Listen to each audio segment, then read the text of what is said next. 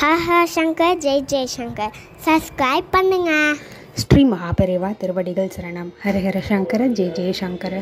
இந்த ஒரு செடி உங்கள் வீட்டில் இருந்துச்சு, உங்ககிட்ட இருக்குது அப்படின்னா உங்களை விட அதிர்ஷ்டசாலி வேறு யாருமே கிடையாது. நீங்கள் தான் ராஜா, நீங்கள் தான் ராணி. அந்த அளவுக்கு ஒரு அபரிமிதமான ஒரு செல்வ வளம், ஒரு ஆளுமை திறன், எல்லாரையும் வசீகரிக்கக்கூடிய ஒரு அமைப்பு, இது எல்லாமே உங்களுக்கு கிடைக்கும் அப்படின்னா நம்ப முடியுதா?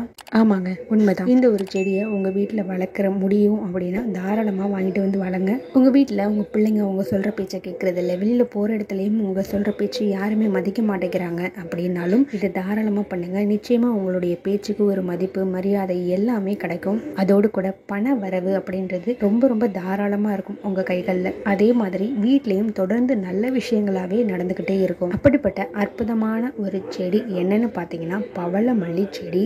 இந்த பவளமல்லி செடி உங்களுக்கு ரொம்பவே எளிமையாக கிடைக்கக்கூடிய ஒரு செடி தான். உங்கள் வீட்டு தோட்டம் இல்லைன்னா பால்கனி, மொட்டை மாடி, இந்த மாதிரி இடங்கள்ல நீங்கள் வளர்க்கலாம். இதில் வரக்கூடிய பவளமல்லி பூக்களை நீங்கள் உங்கள் வீட்டில் இருக்கக்கூடிய பூஜை அறையில் கடவுள் படங்களுக்கு சாற்றுறது மூலயமா மிகப்பெரிய ஒரு தெய்வீக கடாட்சம் உங்களுக்கு கிடைச்சே தீரும். பாசிட்டிவ் எனர்ஜி அப்படின்றது உங்கள் வீடு முழுக்க பரவுங்க. நீங்கள் அந்த செடியை ஒரு தடவையாவது வச்சு வளர்த்து பாருங்கள். அப்போ தான் அதனுடைய அருமை உங்களுக்கு நிச்சயமாக தெரியும்.